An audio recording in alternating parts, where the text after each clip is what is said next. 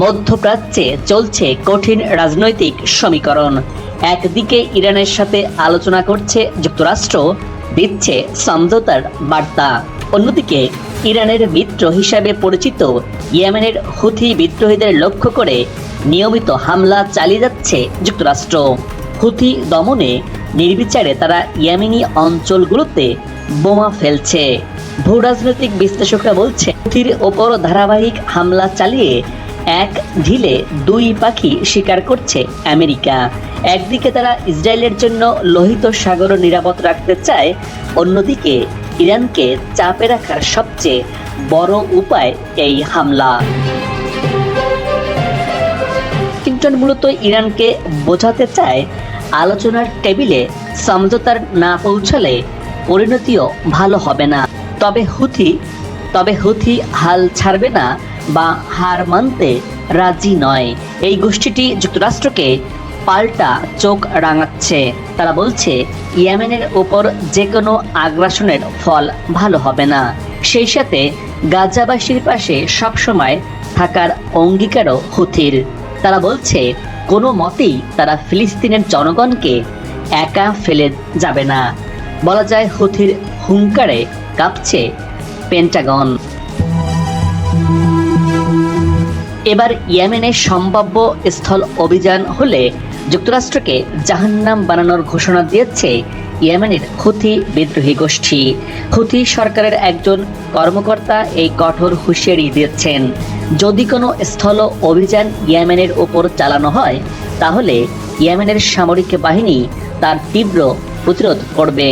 Yemen আগ্রাসনকারীদের জন্য জাহান্নাম বানিয়ে দেবে।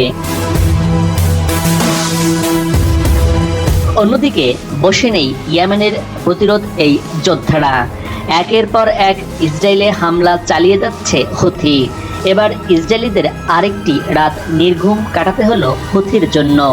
এবার ইসরায়েলের সৌদাত মিসা বিমানঘাঁটি আর বেন গুরিয়ন বিমানবন্দরে হামলা চালিয়েছে ইয়েমেনের হুথি বিদ্রোহী গোষ্ঠী। সৌদাত মিসা বিমানঘাঁটি পরমাণু বোমা বহনে সক্ষম, যেখানে জেরিকো মিসাইলের মজুদ আছে। আর এই খবর প্রকাশ করেছে ইসরায়েলের প্রভাবশালী সংবাদ মাধ্যম টাইমস অফ ইসরায়েল। ইসরায়েলের আইডিএফ জানিয়েছে, হুথিদের কেবল একটি ক্ষেপণাস্ত্র ইসরায়েলে পৌঁছালে এটি বিমান প্রতিরক্ষা ব্যবস্থা দ্বারা সফলভাবে প্রতিহত করে ভূপাতিত করা হয়েছে। দ্বিতীয়টি সম্ভবত ব্যর্থ হয়েছে। সাম্প্রতিক অন্যান্য অসংখ্য হুথি হামলার মতো এই মিসাইলটি ব্যর্থ হয়েছে। অন্যদিকে ইসরায়েলের আর এক সংবাদ মাধ্যম জেরুজালেম পোস্ট বলছে, হুথির ছোড়া এসব মিসাইল ঠেকাতে ইসরায়েলের সামরিক বাহিনী অ্যারো ও আমেরিকান থার্ড ক্ষেপণাস্ত্র ব্যবহার করা হয়েছে। আর ব্রিটিশ সংবাদ মাধ্যম রয়টার্স বলছে, মিসাইলের ধ্বংসাবশেষ পশ্চিম তীরের হেব্রন এলাকায় গিয়ে পড়েছে। হুথিরা আরও দাবি করেছে, তারা ড্রোন দিয়ে আশকেলন এলাকায় ইসরায়েলি শত্রুদের গুরুত্বপূর্ণ লক্ষ্যবস্তু লক্ষ্য করে হামলাও চালিয়েছে। গতদিনে ইয়েমেন থেকে ইসরায়েলে ড্রোন পৌঁছানোর কোনো খবর পায়নি, এমনটাই বলছে ইসরায়েল। এবার যুদ্ধের জন্য নতুন অস্ত্র তৈরির ঘোষণা দিয়েছে ইরান, যার ফলে রণকৌশলে আরও শক্তিশালী হবে দেশটি। এর আগে 4টি ভূগর্ভস্থ বা মাটির নিচে ক্ষেপণাস্ত্র সিটি উন্মোচন করে দেশটির সর্বোচ্চ প্রতিরক্ষা বাহিনী IRGC, যেখানে নতুন প্রজন্মের লক্ষাধিক ব্যালিস্টিক ক্ষেপণাস্ত্র প্রস্তুত রয়েছে যুদ্ধের ময়দান ব্যবহার করার জন্য। এদিকে ইসরায়েলের বিরুদ্ধে হামলা চালাতে অপারেশন ট্রু প্রমিস 3 পরিচালনা সিদ্ধান্ত বাতিল করেনি ইরান। খামেনি বলছে, সময় হলেই এই অভিযান পরিচালনা করবে ইরান। অন্যদিকে নিজেদের শাসন ব্যবস্থা আরও শক্তিশালী করতে আরেকটি রণতরী এনেছে যুক্তরাষ্ট্র। আর এই কারণেই থমথমে পরিস্থিতি বিরাজ করছে পুরো মধ্যপ্রাচ্য জুড়ে। পারমাণবিক ইস্যুতে সমঝোতায় না এলে ইরানে হামলার কথা ঘোষণা দিয়েছেন মার্কিন প্রেসিডেন্ট ডোনাল্ড ট্রাম্প। এমনকি মধ্যপ্রাচ্যে USS কালভিনসন নামে আরেকটি বিমানবাহী মার্কিন রণতরী পাঠানোর কথা বলেছিলেন মার্কিন প্রতিরক্ষা দপ্তর পেন্টাগন। ইয়েমেনে চলমান হুথি বিদ্রোহীদের দমন করতে লোহিত সাগরে নিযুক্ত যুক্তরাষ্ট্রের রণতরী ইউএসএস হ্যারি এস ট্রুম্যানের সাথে যোগ দিয়েছে নতুন এই ইউএসএস কালভিনসন নামে আরেকটি বিমানবাহী রণতরী, যার ফলে এই অঞ্চলে মার্কিন সামরিক বাহিনী আরও শক্তি অর্জন করল। এরই মধ্যে ইরানের নতুন পঙ্খিরাজ হাজির হয়েছে। মরুভূমির অন্ধকারে এক পুরনো যোদ্ধা আবার জেগে উঠেছে ভয়ঙ্কর এবং সশস্ত্র রূপে। এটি ইরানের গোপন একটি অস্ত্র। এটি পুনরুজ্জীবিত মিরাজ F-1 ফ্রান্সের তৈরি এই যুদ্ধ বিমানগুলো একসময় আকাশ দাপিয়ে বেড়াত। সময়ের সাথে সাথে এদের অবসর নেওয়ার কথা ছিল, কিন্তু ইরান এদের নতুন জীবন দিয়েছে। দৈবক্রমে পাওয়া 24টি যুদ্ধ বিমান ইরান নতুন করে জীবন দিয়েছে। বর্তমানে ইরানের সামরিক শক্তিতে নতুন এই যুদ্ধ বিমান যোগ করেছে এক নতুন শক্তি, যার নাম মিরাজ F-1 যুদ্ধ বিমান।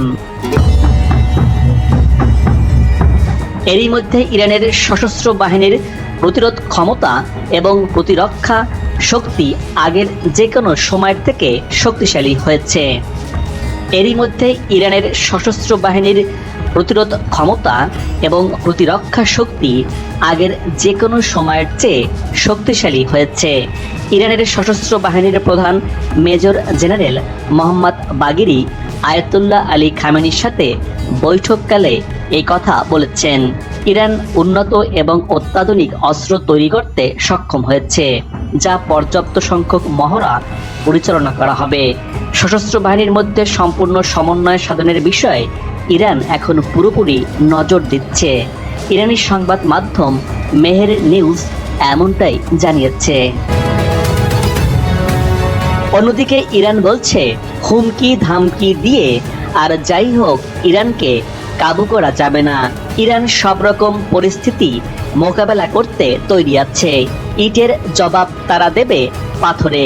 প্রয়োজনে শত্রুদের মুখে তারা ছুঁড়ে মারবে আস্ত পাহাড়।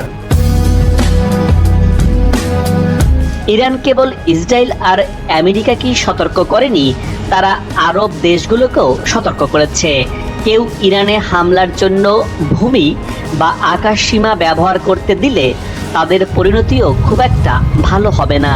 সেই সাথে ইরান বলছে, তাদের নাম নিতে হবে সম্মানের সাথে, আলোচনা হবে সমতা আর ন্যায়ের ভিত্তিতেই। যুক্তরাষ্ট্র ও ইসরায়েলের এই পরিস্থিতির মাঝেই বসে নেই ইরান। প্রতিরোধের সব শক্তিকে এবার একে একে জড়ো করছে খামেনির দেশ ইরান। মধ্যপ্রাচ্য জুড়ে যে মহাযুদ্ধের প্রস্তুতি চলছে, পরমাণু চুক্তি নিয়ে মুখোমুখি আয়াতুল্লাহ আলী খামেনি ও মার্কিন প্রেসিডেন্ট ডোনাল্ড ট্রাম্প। ইরান যুক্তরাষ্ট্রের সম্ভাব্য সংঘাতে ইসরায়েলি যে আয়াতুল্লাহ আলী খামেনির নিশানায় থাকবে তাতে কোনো ভুল নেই। ইয়েমেন আগে থেকেই প্রস্তুত রয়েছে, আর লেবানন ইরাকের প্রতিরোধ যোদ্ধাদের গেল কয়েকদিনে ইরাক থেকে ব্যালিস্টিক ক্রুজ মিসাইল পাঠানোর খবর উঠে এসেছে গোয়েন্দা তথ্যে। প্রতিরক্ষা বিশ্লেষকরা বলছেন, প্রতিরোধ যোদ্ধা আর মিসাইল দিয়ে ইসরায়েলকে ঘিরে ফেলেছে ইরান। মধ্যপ্রাচ্যে ইসরায়েলের সবচেয়ে বড় শত্রু ইরান, আর ইরানেরও ইসরায়েল ও যুক্তরাষ্ট্র। ফিলিস্তিন দখলে নেতানিয়াহুর দেশটির সবচেয়ে বড় বাধাই আয়াতুল্লাহ আলী খামেনি। ইরান জুড়ে বিপ্লবী গার্ড বাহিনীর নেতৃত্বে গড়ে তোলা হয়েছে লাখো লাখো মিসাইলের শহর। তবে শুধু একা ইরান নয়, ইসরায়েলকে দমনে আয়াতুল্লাহ আলী খামেনি মধ্যপ্রাচ্যের দেশগুলোতে গড়ে তুলেছেন ইসলামী প্রতিরোধ অক্ষ। ইরাক ফিলিস্তিন জুড়ে থাকা লাখো লাখো সেনাদের এই অক্ষের নেতৃত্বে রয়েছেন আয়াতুল্লাহ আলী খামেনি। মধ্যপ্রাচ্যে ট্রাম্প আর ইরানের মধ্যে যে উত্তেজনার পারদ যেভাবে চলছে, তাতে যে কোনো সময় শুরু হতে পারে এক মহাযুদ্ধ, যে যুদ্ধে ধুলোয় পুরো মিশতে পারে মধ্যপ্রাচ্য। কারণ এবার যুদ্ধে গোলা বারুদে সীমাবদ্ধ থাকছে না, এবার প্রদর্শনী হবে পরমাণু অস্ত্রের। সেই হুমকি দিচ্ছেন ডোনাল্ড ট্রাম্প। আলোচনা ব্যর্থ হলে এবার ইরান মহা বিপদের মুখে পড়বে। এর জবাবে ইরানও বলছে, বর্তমান ইরান এখন আর ভয় পায় না এবং বুক চেতিয়ে দিতে পারে চরম প্রতিশোধ। ইরান মাঝে মধ্যে যা প্রকাশ্যে আনছে তাতে ইরানের কথায় গুরুত্ব না দিয়ে উপায় নেই পশ্চিমাদের। ইরানের পাহাড়ের নিচে শত শত মিসাইল সিটি গড়ে ইরানকে আর হালকা চোখে দেখার কোনো সুযোগ নেই। আপোষে যাবে না ইরান, পরমাণু বোমা আসছেই। যতই আলোচনার কথা বলা হোক না কেন, পারমাণবিক কর্মসূচি নিয়ে কোনো ধরনের আপোষ করবে না ইরান। ইরান তার পারমাণবিক সাফল্য থেকে একদম পিছু হটবে না। মার্কিন হুমকি ধামকি প্রত্যাখ্যান করি পারমাণবিক কর্মসূচি চালিয়ে যাবি পারস্য উপসাগরের এই দেশটি ইরান। বর্তমানে ইরান ও যুক্তরাষ্ট্রের মধ্যে উত্তেজনা তুঙ্গে। মার্কিন প্রেসিডেন্ট ডোনাল্ড ট্রাম্প এবং তার প্রতিরক্ষা মন্ত্রী ইরানের বিরুদ্ধে সামরিক অবস্থান আরও শক্তিশালী করার চেষ্টা করছে। এর মধ্যে মার্কিন বিমান বাহিনী ভারত মহাসাগরে অত্যাধুনিক B-2 বোমারু বিমান সহ অন্যান্য যুদ্ধ বিমান এরই মধ্যে পাঠিয়েছে। এই বিমানগুলো দিয়াগো গার্সিয়া দ্বীপে পার করা হয়েছে।